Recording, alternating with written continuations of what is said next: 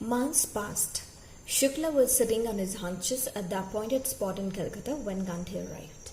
So accordingly, Shukla received Gandhi at the appointed spot in Calcutta, and two of them boarded a train for the city of Patna in Bihar. And both of them took a train to Patna to meet Rajendra Prasad. And do you know who is Rajendra Prasad? We all know who was Rajendra Prasad, isn't it? So Rajendra Prasad was the president of India, and he was also a lawyer. Both of them went to Rajendra Prasad's place, but unfortunately Rajendra Prasad was not at home.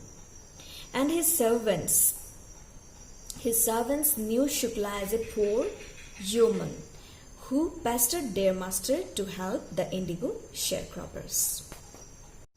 When they reached there, Rajendra Prasad was not at home, but the servants allowed both of them. And how did the servants treat Gandhi and the sharecropper Rajkumar Shukla? Let's see. The servants knew Shukla as a poor yeoman.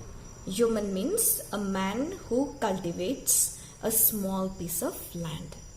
The servants of Rajendra Prasad knew Shukla as a poor peasant or farmer who pestered, who troubled, who bothered their master to help the indigo sharecroppers. That means the peasant Rajkumar Shukla used to come to Rajendra Prasad and requested him to help the sharecroppers, and that's why the servants knew Shukla as a poor peasant. So they let him stay on the grounds with his companion Gandhi, whom they took to be another peasant. Keep in mind, but Gandhi was not permitted to draw water from the well, lest some drops from his bucket pollute the entire source. How did they know that he was not untouchable? So how was their behavior? The servants of Rajendra Prasad thought Gandhi to be another peasant because he was accompanied by Rajkumar Shukla. Okay, that's why the servants of Rajendra Prasad thought Gandhi to be another peasant. And how did they behave? The servants did not allow Gandhi to draw water from the well. Gandhi was not allowed to draw water from the well because the servants thought Gandhi to be an untouchable, as he was accompanied by Rajkumar Shukla, and the servants knew Shukla as a poor peasant and he belonged to lower class. He was untouchable. That's why the servants thought that Gandhi was also an untouchable, and hence he was not allowed to draw water from the well because it will pollute the entire source, the entire water of the well. So what did Gandhi do next? Gandhi next decided to go first to Muzaffarpur, okay, which was en route to Champaran. En route means on the way, to obtain more complete information about conditions than Shukla was capable of imparting. Because Shukla was not able to provide Gandhi with adequate information, therefore he decided to go to Muzaffarpur. Keep in mind, first Gandhi decided to go to Muzaffarpur. Why? Why did Gandhi go to that place, Muzaffarpur, called Muzaffarpur? He went to that place to obtain more information. He went to that place to obtain information about the conditions of the sharecroppers, because Shukla was not able to provide him with adequate information. Okay? He accordingly sent a telegram to Professor J.B. Kriplani of the Arts College in Muzaffarpur, whom he had seen at Tegru Shantiniketan School. The train arrived at midnight, 15th April 1917. Keep in mind who was J.B. Kriplani. He was a professor of the arts college in Muzaffarpur, and Gandhi sent a telegram to that professor. And Gandhi met him at Tegu Shantiniketan school. The train arrived at midnight, 15th April 1917. Kripalani was waiting at the station. A large body of students. Gandhi stayed there for 2 days in the home of Professor Malkani, a teacher in a government school. So, J.B. Kripalani, who was a professor at Arts College in Muzaffarpur, and he was already waiting at the railway station with his students to welcome Gandhi. And now the important thing is that who was Professor Malkani? He was a teacher in a government school. Let's see. Gandhi stayed there for 2 days in the home of Professor Malkani. Keep in mind, Kripalani and Malkani is different. Malkani was another professor, and Gandhi stayed there for 2 days in the home of Professor Malkani.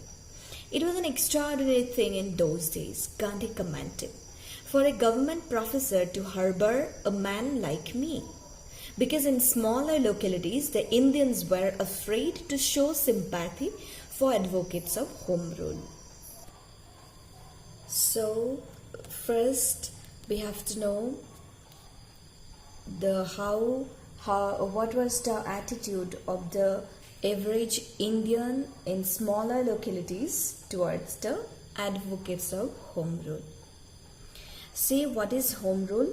Home Rule League. Have you ever heard of Home Rule League? Which was started by Annie Besant.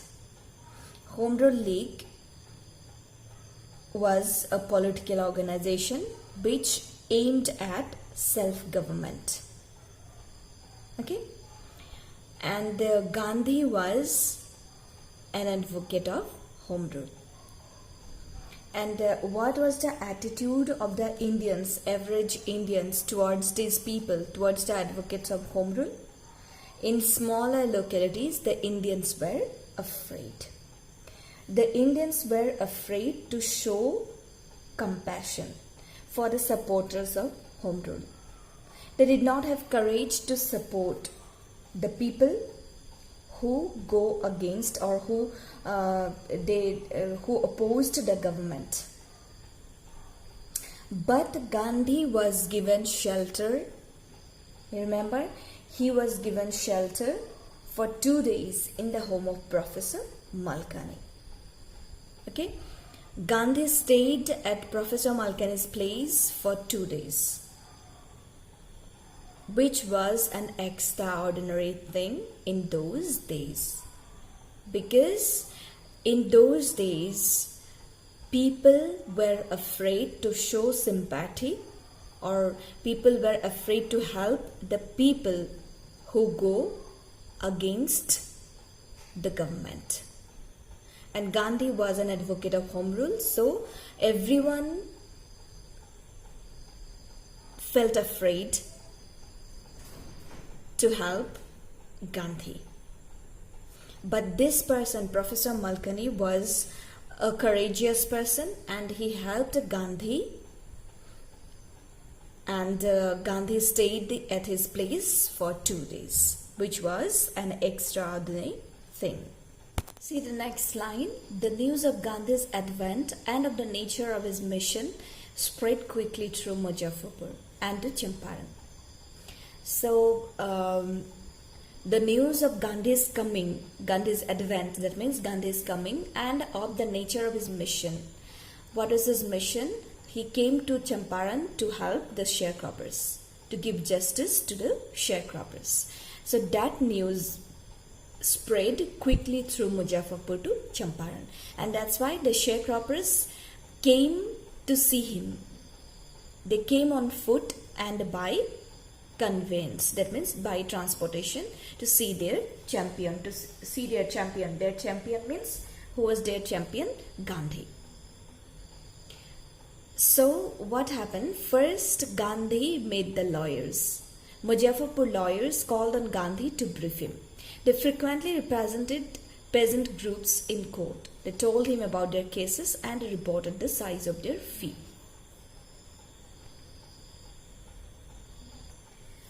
So the lawyers of Muzaffarpur, they met Gandhi and informed him about the cases of the Indian peasants.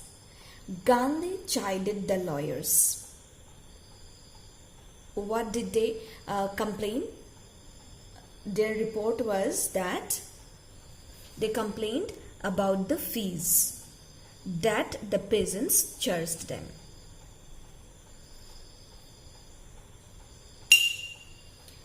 The Muzaffarpur lawyers, they informed Gandhi about the whole situation as they represented various peasants in the court. They explained to him about their cases and the fee that they charged them. Then what happened? Gandhi chided the lawyers. Chide means to rebuke, to scold. Gandhi scolded the lawyers for collecting big fee from the sharecroppers. So Gandhi chided the lawyers for charging high fees and not supporting the poor peasants in their respective cases. He said, I have come to the conclusion that we should stop going to the law courts. Taking such cases to the courts does little good. Where the peasants are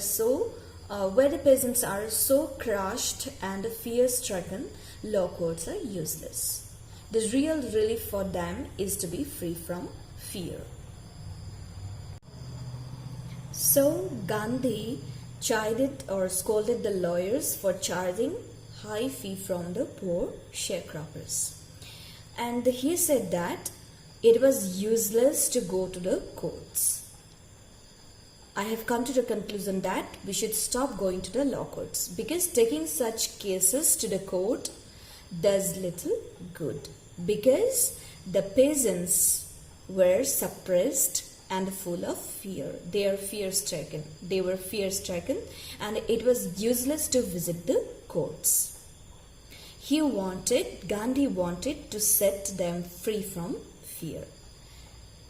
The law courts are useless for the fear-stricken poor peasants. The real relief for them is to be free from fear. Gandhi wanted to set them free from fear because the Indian peasants or the peasants of Champaran were afraid of the British government. That's why first Gandhi wanted to set them free from fear.